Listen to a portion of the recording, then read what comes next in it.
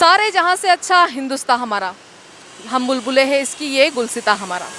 जी हाँ, स्वतंत्रता दिवस की 75वीं वर्षगांठ के अवसर पर आपको मेरे और मेरे बीकेबी परिवार की ओर से हार्दिक शुभकामनाएं। तो दोस्तों, हम आज जानने निकल पड़े हैं कि आजकल की युवा पीढ़ी को देश प्रेम का मतलब पता है या नहीं, वो अपना प्रेम किस तरीके से व्यक्त करते हैं। तो आइए हम जानते हैं हमारे नागपुर वासियों से कि वो कल के लिए उनकी क्या क्या तैयारियां हैं और उन्होंने क्या क्या सोच के रखा हुआ है और वो अपना देश प्रेम किस तरीके से व्यक्त करने वाले हैं। तो जैसे कि मैं ये जानना चाहती हूँ कि आप अपना देश प्रेम या देश के प्रति आपको आपकी जो खुशी है, क्योंकि आज 75वीं वर्षगांठ पूरी हो चुकी है, आज 75 साल हो चुके हैं, हमें आज़ादी मिल गई है, तो आप किस तरीके से अपनी खुशियाँ व्यक्त करना चाहते हो? सभी को जय हिंद जय भारत। मेरा नाम योगेश पाचपुर है और अभी कुछ दिन पहले ही हम लोग इस जो 75वीं वर्षगांठ जो है अभी गोल्डन जुबली, इसी पर ही किसी से हमारी बहस हुई कि बोले किसी ने हमने परमिशन को दिया प्रशासन को, तो उन्होंने कहा कि तुम क्यों मनाओगे। वही सवाल मैम भी कर रहे हैं, क्यों मनाओगे, किस लिए मनाओगे, क्या करना है और कैसे मनाओगे, नहीं तो कैंसिल कर दो प्रोग्राम जो भी आपके छोटे मोटे हैं। तो हमने उनको बोला कि इस बार गोल्डन जुबली है और वो गोल्डन जुबली दोबारा नहीं आ सकती, 75वीं वर्षगांठ दोबारा नहीं आ सकती। हम खुश नसीब है कि हम 75वीं वर्षगांठ देख पा रहे।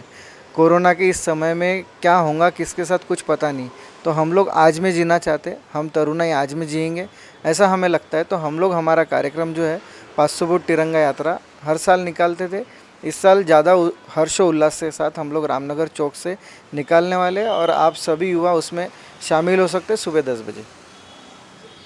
बिल्कुल, हम आगे बढ़ते हैं।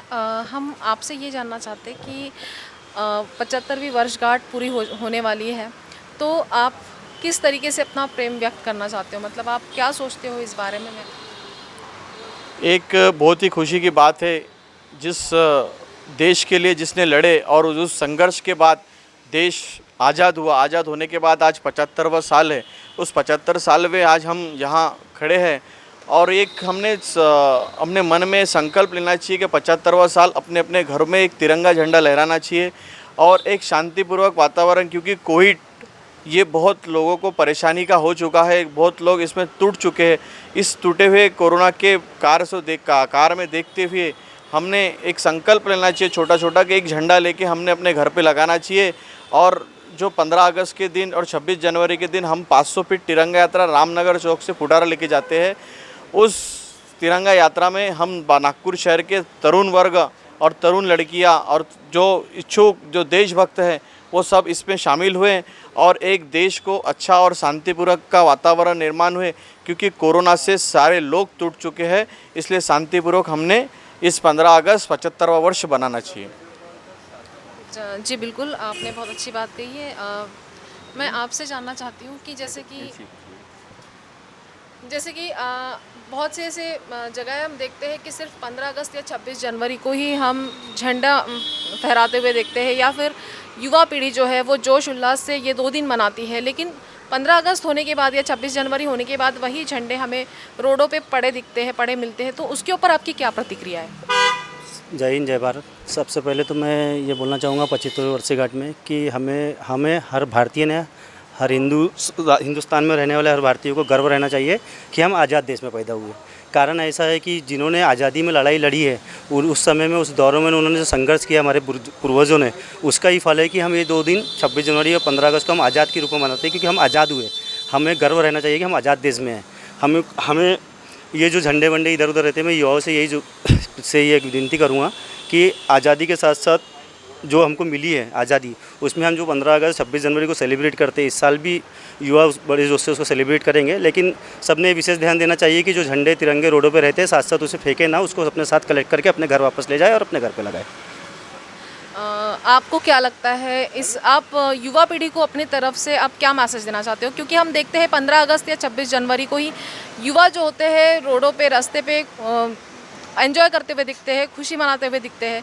तो आप युवा पीढ़ी को अपनी तरफ से क्या मैसेज देना चाहते हैं? क्योंकि बाकी के दिन ऐसा कुछ भी दिखता नहीं है, या फिर वो जो खुशी होती है वो एक ही दिन खुशी होती है, मनाई जाती है, लेकिन उसके बाद वही सिचुएशन आ जाती है। तो इसके ऊपर आपकी क्या राय है?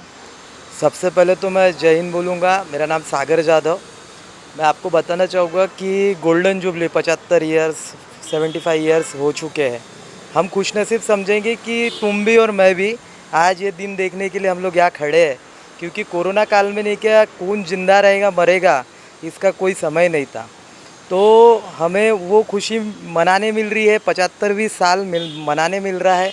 जैसे आपने कहा कि युवा जो है रास्ते के ऊपर में जोश मना रहे हैं, पर मैं युवाओं से यही कहूँगा कि हुड़दम मत मचाइए। 75वां साल है तो उसे 75वें साल के हिसाब से मनाइए। देश में अमन और शांति का चयन रखिए, जिससे नहीं क्या देश में खुशियाँ भी बढ़ेगी और रोष भी कम होएगा। जिस तरीके से नहीं क्या पिछले बार 2 साल पहले हमारे नागपुर सिटी के अंदर में कुछ लड़कों ने नहीं क्या रैलियां निकाली थी और रैलियों में हुड़दम मचाया था, जिससे नागपुर की छवि खराब हो गई थी। मैं यही कहना चाहूँगा उन्हीं युवाओं को और अनेक युवाओं को कि आप शांति से पूरा कार्यक्रम कीजिए और उत्साह मनाइए। और 75वीं इस वर्षगांठ के अवसर पर 15 अगस्त के सभी देशवासियों को स्वातंत्र्य की मैं हार्दिक हार्दिक शुभकामनाएं करूंगा और इतना ही मैं बोलता हूँ। बेसिकली अभी जैसे अपन पेंडेमिक सिचुएशन अपन देख रहे हैं, तो सबसे ज़्यादा अपने को अभी फ़िलहाल में जो पेशेंट्स यहाँ बढ़ रहे हैं उसके कारण अपने को ब्लड की ज़रूरत पड़ती है। तो उसके कारण ज़्यादा से ज़्यादा युवाओं ने आके ब्लड डोनेशन करना चाहिए। वैसे ही हम हर साल जो अपने पुलिस कर्मचारी है उनको एक गुलाब का फूल देके उनका एक आभार व्यक्त करते हैं कि अपन दसरा दिवाली रहे कोई भी त्यौहार है अपन सेलिब्रेट करते हैं, पर जो पुलिस कर्मचारी है वो अपनी ड्यूटी तत्परता से निभाते हैं, उसी के कारण अपन सुरक्षित है।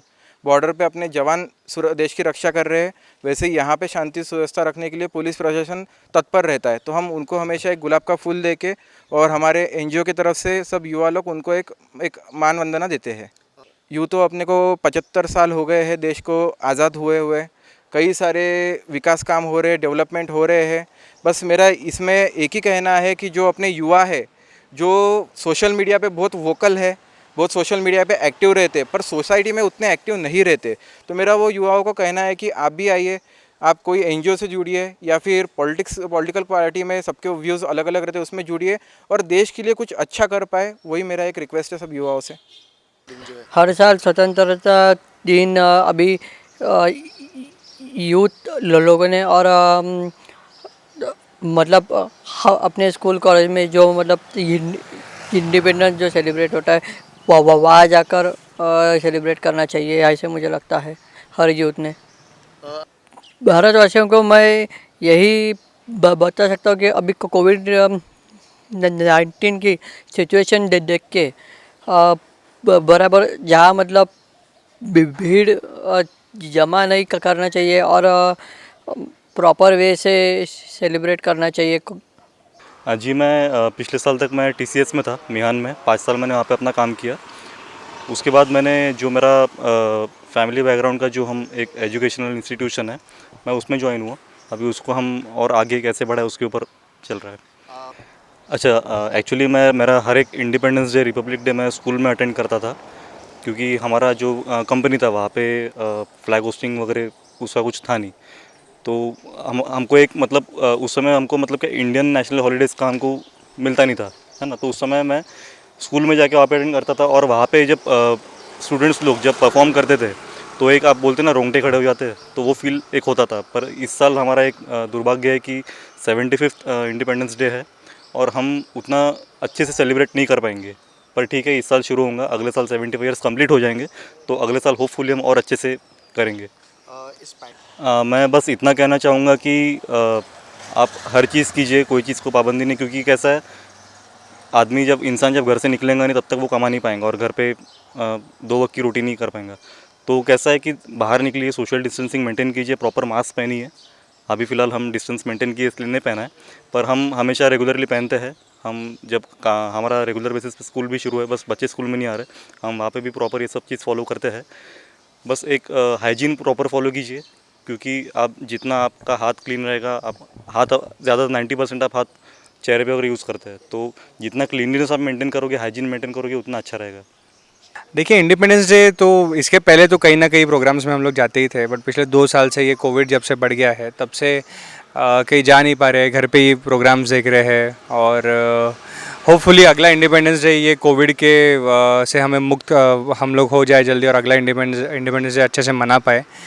और बस यही लोगों से एक प्रार्थना है कि देश में यूनिटी रहे, एक अच्छी विचारधारा से देश आगे बढ़े, युवाओं को अच्छा प्रोत्साहन मिले, यही सोच सकते हैं, यही चीज़ों पे इम्प्लीमेंटेशन कर सकते हैं। अभी ये आने वाला तो फ़िलहाल तो घर पे ही रहेंगे, क्योंकि अभी भी कोविड गया नहीं है, थर्ड वेव आने के चांसेस है।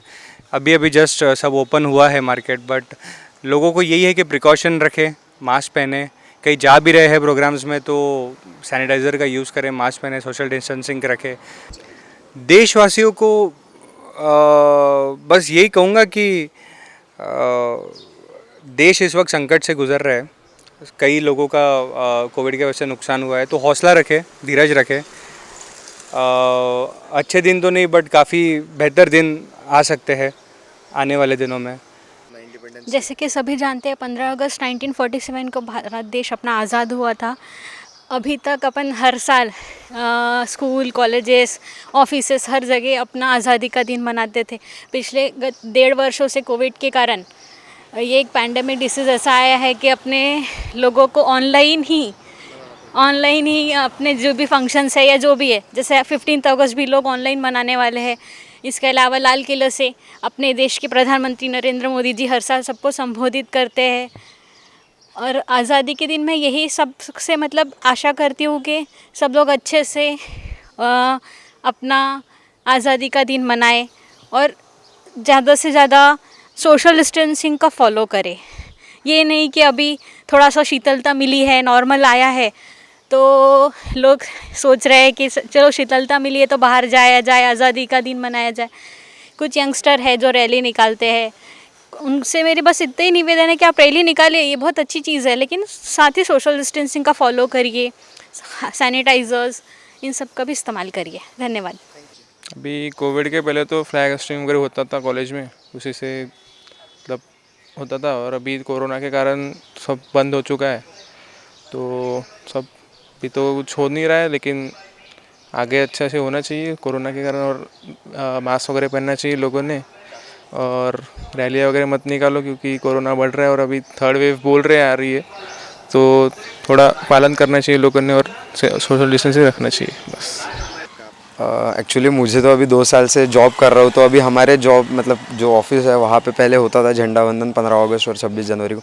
उसके पहले मैं इंजीनियरिंग स्टूडेंट हूँ, तो इंजीनियरिंग स्टूडेंट में मतलब 15 अगस्त और 26 जनवरी का एक डीजे नाइट का पूरा माहौल बनता था हमारे इसमें। इस साल तो अभी ऐसा कुछ सोचा नहीं था, बट अभी ये कोविड प्रोटोकॉल्स की वजह से अभी क्या रूल्स एंड उस पर डिपेंड है। मैं तो चाह रहा हूँ कि लोगों ने ज़्यादा भीड़ भाड़ नहीं करनी चाहिए, और अगर तुमको सेलिब्रेट करना ही है तुम घर में बैठ के भी कर सकते हो, बस तुमको जो कोविड प्रोटोकॉल्स है वो फॉलो करने चाहिए। यही एक अपना एक 75th जो इंडिपेंडेंस आ रहा है उसके लिए एक ये अपना डोनेशन रहेगा कि तुमको घर से ही सब करना है, ज़्यादा भीड़ भाड़ में जाना नहीं है। मेरे नज़र में सच्ची आज़ादी भगत सिंह की, राजगुरु की और चंद्रशेखर आज़ाद की थी।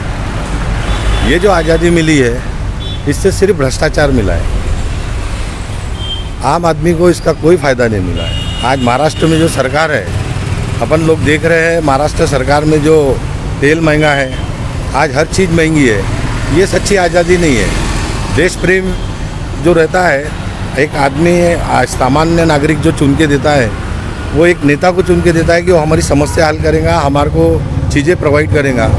पर सरकारी डिपार्टमेंट से लेके, नेता से लेके, आज महाराष्ट्र सरकार से लेके सभी भ्रष्ट हो चुके हैं। तो ये सही मायने में आज़ादी है ही नहीं। आज़ादी थी राजगुरु की, चंद्रशेखर आज़ाद की, भगत सिंह की, ये लोगों की आज़ादी थी। ये आज़ादी कोई काम की नहीं। आज़ादी अपने लाइफ में हर मोड़ पे कुछ ना कुछ दिक्कतें आती है, कुछ ना कुछ प्रॉब्लम चलते रहते हैं, तो उसको कैसे फेस करना, ये एक बड़े लेवल पे देखोगे तो वो आज़ादी ही है। आज़ादी पे भी फ्रीडम फाइटर्स ने वैसे ही किया है कि अपना देश आज़ाद करने के लिए देश को एक यूनिट, फैमिली यूनिट समझा। उसको देख के उन्होंने आज़ादी मतलब उनको थोड़ा इजी गया आज़ादी पाना, क्योंकि उन्होंने अपने देश को एक फैमिली समझा। वैसे ही अपन भी अपने हर एक प्रॉब्लम को थोड़ा सा कॉम्प्लिकेटेड ना सोचते हुए थोड़ा इजी वे से समझे और फ्रीडम फाइटर्स से थोड़ा सा कुछ अपना इंस्पिरेशन लिए, तो हर अपन चीज़ आगे ले जा सकते हैं। और देश प्रेमी क्या है? देश प्रेमी यही देश प्रेम, अपने देश का प्रेम, अपन जहाँ पे रह रहे हैं, अपन जो सिस्टम के नीचे है, अपन जो जो मिट्टी का जब जो मिट्टी में अपन जो भी कुछ रिसोर्सेज अपन यूज़ कर रहे हैं, हर चीज़ जैसे अपन घर पे अपने को कुछ प्रोवाइड किया जाता है तो अपन उसकी कदर करते हैं, वैसे ही जो अपने को ये देश में मिल रहा है जहाँ पे अपना सब हुआ है, जन्म वगैरह हुआ है, तो उसका रिस्पेक्ट करना यही देश प्रेमी है। आपका नाम? भूषण इंगड़े। कल जैसे इंडिया का 75th इंडिपेंडेंस डे हम सेलिब्रेट कर रहे हैं, तो उसके रिगार्डिंग मैं चाहूँगा लोगों से कि जितने भी यंगस्टर्स हैं, जितने भी अभी जो नई जनरेशन है, मैं उनसे चाहूँगा कि वो लोग देश के प्रति कंट्रीब्यूट करें और वुमेन्स का रिस्पेक्ट करें।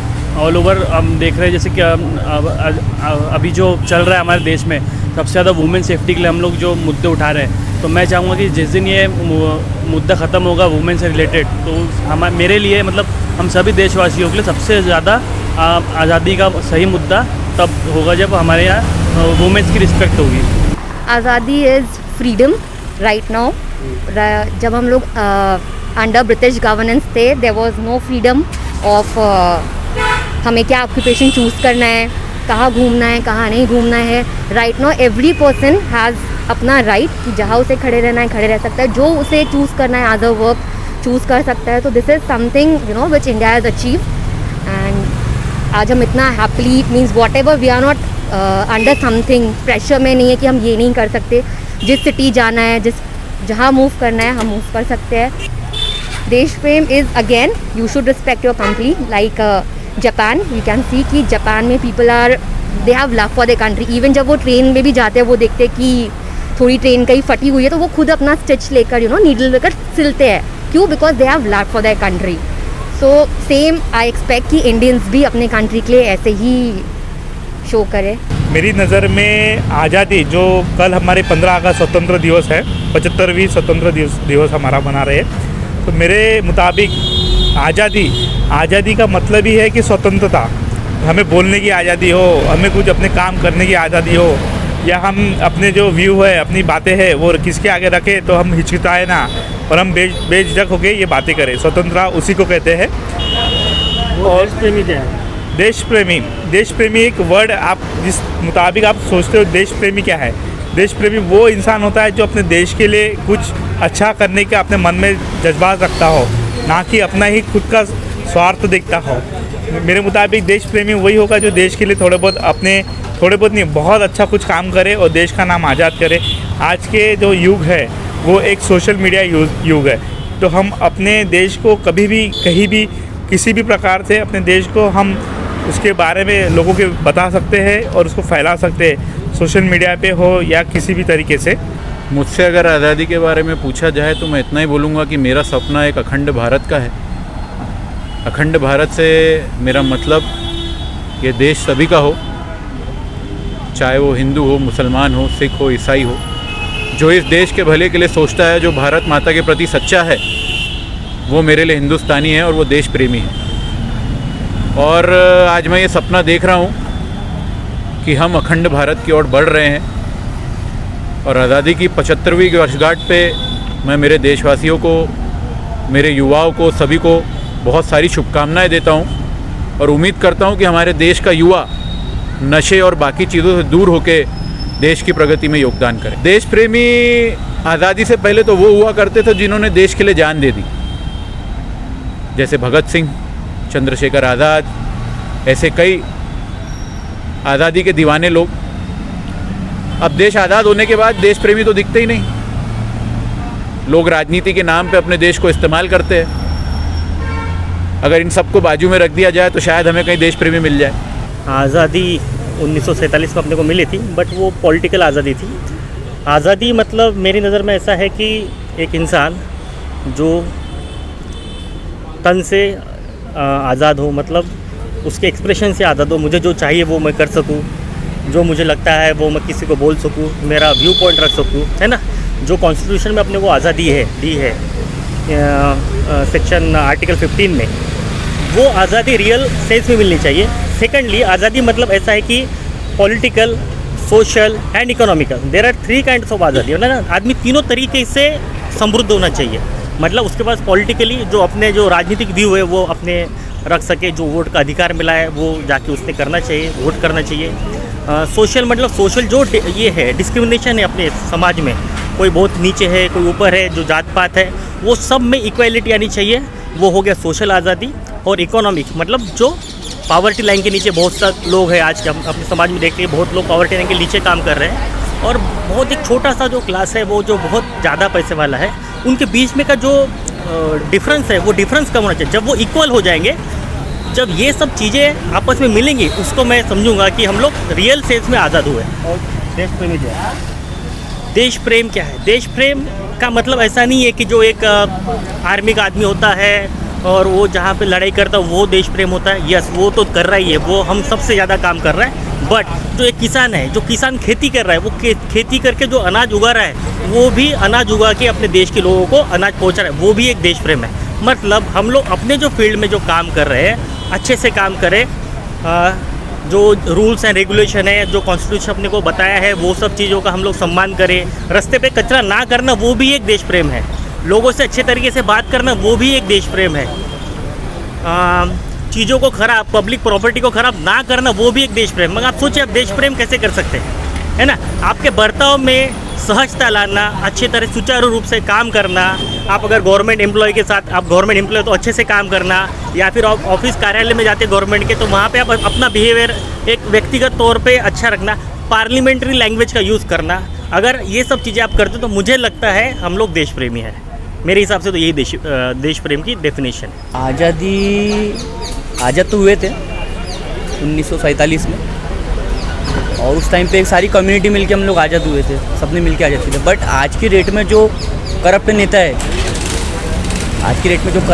तो मेरे को ही लगता है आज की डेट में हम लोग आज़ाद है, कि हमको वो फ्रीडम नहीं मिल पा रहा है।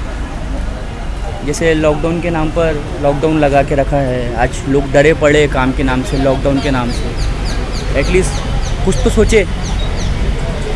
महंगाई से हमको आज़ादी नहीं मिल रही, पेट्रोल की महंगाई से हमको आज़ादी नहीं मिल रही, खाने के तेल से हमको आज़ादी नहीं मिल रही, और प्लेटफॉर्म टिकट से हमको आज़ादी नहीं मिल रही। एक टाइम पे 5 रुपये की टिकट थी, आज 30 रुपये की टिकट है। पेट्रोल 60 रुपये लीटर था, आज 111 रुपये लीटर है। खाने का तेल का पीपा 1500 का था, आज 2700 का है। तो आपको क्या लगता है आज़ादी मिल गई? दूसरा सवाल है, देश प्रेमी क्या है? देश प्रेमी जो अपने हिंदुस्तान से प्यार करे, जो अपने वतन से प्यार करे, जो अपने माँ बाप से प्यार करे, जो वतन में रहने वाले हर एक नागरिक से प्यार करे। मेरे ख्याल में तो उसी को सच्चा देश प्रेमी बोलेंगे। आज़ादी भारत की खुशी है, जो अंग्रेज़ों द्वारा भारत को मिली थी। उसके लिए अब भारत देश के लोग खुशी मनाते हैं अपने अपने तरीके से, घूमने से, त्यौहार के तौर पे इसे मनाया जाता है।